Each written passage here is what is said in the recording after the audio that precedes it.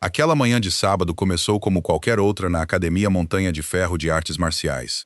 Os pais lotavam a área de observação, as crianças riam entre um treino e outro, e os instrutores preparavam os alunos para a demonstração anual da comunidade. Então, sem aviso nenhum, um faixa preta cheio de si caminhou até o centro do tatame, apontou para um pai quieto sentado ao lado do filho pequeno e o desafiou, bem alto, a provar se homem de idade ainda sabia brigar. Os celulares saíram do bolso na mesma hora. A plateia já esperava um vexame. O pai se levantou devagar, sem raiva nenhuma, com uma calma impressionante. Nos olhos dele havia o peso de batalhas que ninguém ali dentro conseguiria imaginar. O jovem faixa preta tinha certeza de que estava prestes a vencer um pai comum. Ele não fazia a menor ideia de que aquele homem havia sido fuzileiro naval condecorado, cujas maiores vitórias jamais foram medidas em socos, mas em vidas que ele trouxe de volta para casa, vivas. Antes de começarmos essa história inesquecível, deixe seu like, comente, mande esse vídeo para alguém que acredita em bondade e em segundas chances, e se inscreva no meu canal. Seu apoio nos ajuda a continuar trazendo histórias emocionantes que nos lembram que a verdadeira força sempre começa num coração compassivo. O nome do pai era Tiago Barros. Aos 37 anos, Tiago levava uma vida tranquila, criando sozinho o filho de 9 anos, Davi, depois de perder a esposa, Marina, para um câncer quase 6 anos antes. Os fuzileiros haviam ensinado a Tiago disciplina, resistência e coragem. Perder Marina lhe ensinou algo ainda maior, como continuar gentil depois de uma dor insuportável. De segunda a sexta, ele trabalhava como supervisor de manutenção numa escola estadual, consertando armários quebrados, reparando salas de aula, ajudando os professores sem nunca pedir reconhecimento por isso. Todas as noites pertenciam a Davi.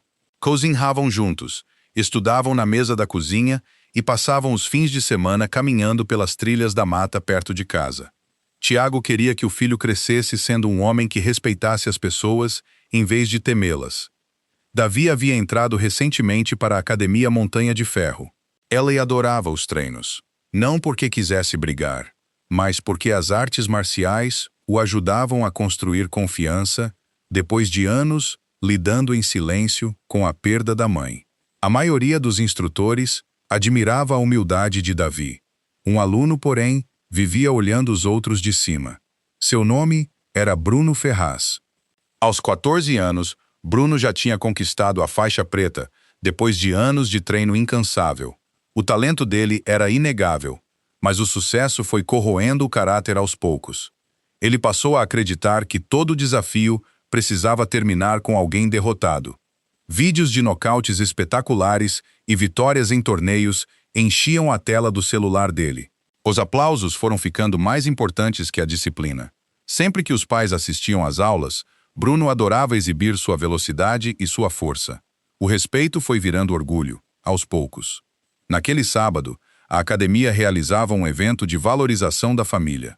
Os pais eram convidados a participar de demonstrações amistosas com os alunos. A maioria das atividades envolvia trabalho em equipe e exercícios simples. Bruno queria algo mais dramático. Quando os instrutores pediram voluntários, ele criticou publicamente vários pais que recusaram. Seus olhos, enfim, pousaram sobre Tiago. O ex-fuzileiro sorriu com educação e continuou sentado. Bruno interpretou o silêncio como fraqueza. O rapaz seguiu provocando, fazendo piadas sobre idade, reflexos lentos e músculos aposentados. Várias pessoas ficaram desconfortáveis. Davi baixou a cabeça, envergonhado. Tiago colocou a mão no ombro do filho, tranquilizando-o, antes de se levantar. Ele aceitou o convite com calma, não para brigar, mas para ensinar. O dono da academia, sentindo a tensão no ar, estabeleceu regras rígidas de segurança na hora. Nada de golpes que machucassem, nada de força excessiva, nada de agressividade desnecessária. Somente uma demonstração controlada. Todos concordaram. Quando os dois pisaram no tatame, a plateia esperava fogos de artifício. Em vez disso, Tiago fez uma reverência silenciosa, mostrando respeito completo. Bruno mal reconheceu o gesto. A demonstração começou. Bruno avançou com uma velocidade impressionante. O jogo de pés dele impressionou todo mundo. Os socos paravam a centímetros do alvo, mostrando ótimo controle. A plateia aplaudiu. Thiago não revidava nenhum ataque. Ele só se movia. Passos curtos, esforço mínimo. Tempo perfeito. Cada investida agressiva de Bruno encontrava apenas o vazio. Quanto mais Bruno tentava dominá-lo, mais calmo Thiago ficava. A frustração foi tomando o lugar da confiança. Os minutos passaram. Bruno começou a cansar. A respiração ficou pesada. Os ataques ficaram previsíveis. Foi então que aconteceu o momento que todos ali jamais esqueceriam. Numa última investida dramática, Bruno avançou sem cuidado nenhum.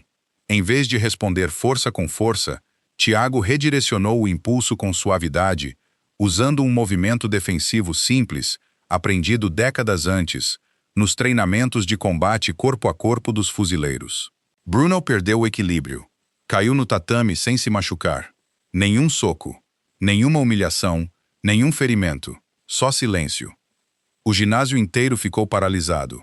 O final deixou todos atônitos, porque o ex-fuzileiro nunca chegou a golpear o adversário. Nem uma vez sequer.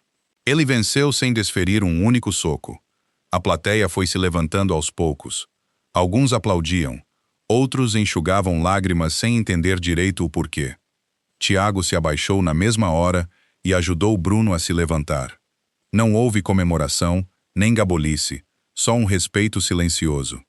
Ele lembrou a todos que a maior vitória em qualquer combate é garantir que as duas pessoas saiam ilesas dali. Aquelas palavras simples carregavam mais força do que qualquer nocaute jamais poderia carregar. Bruno ficou sem reação. Tudo o que ele acreditava sobre força, de repente parecia incompleto. Depois que a demonstração terminou, Thiago convidou Bruno para se juntar a ele num trabalho voluntário no fim de semana seguinte. O rapaz aceitou, meio a contragosto. Juntos, visitaram um centro de reabilitação que atendia veteranos feridos. Bruno conheceu homens e mulheres que tinham sacrificado membros, carreiras e anos de vida protegendo estranhos completos. Muitos ainda lutavam com tarefas do dia a dia que a maioria das pessoas nem repara. Mesmo assim, cada veterano recebia os visitantes com calor humano. Nenhum se gabava de medalhas. Nenhum falava com orgulho sobre violência.